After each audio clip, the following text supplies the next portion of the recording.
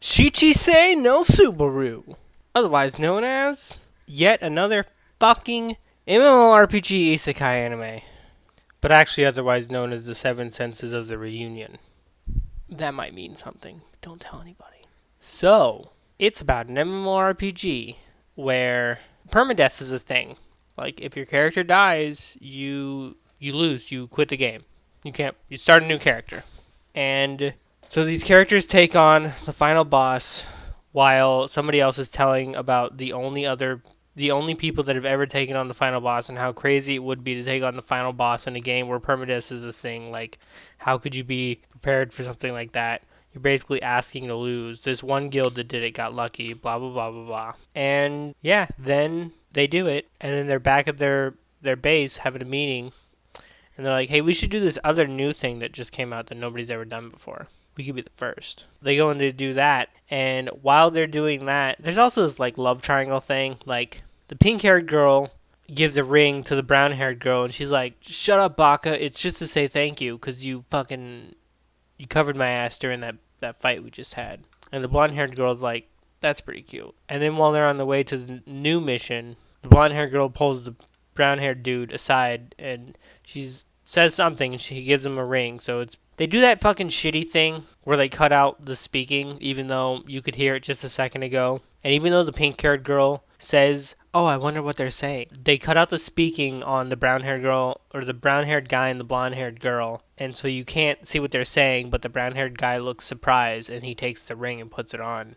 And the pink-haired girl looks surprised, like she heard what they said, even though she was just like, oh, I wish I could hear him. And even though it's pretty obvious what they say, I still hate that trope. It's dumb. What do they say? Just tell me. Like, if you're gonna make it that obvious, just fucking tell me. Anywho, they each have a sense, and I don't know what senses are, but it's a special power that you can have in this MMO, and it'll be important later. And basically, the brown-haired dude gets a little gung-ho. He's like, my fucking sword can cut through anything. So he's going up for the finishing blow, but, you know, they just took the boss down to like half health or something, because he's got this new thing that he hasn't done before, you know, busts out a new attack. And the blonde-haired girl's sense is that she can see the future, which is totally cheating.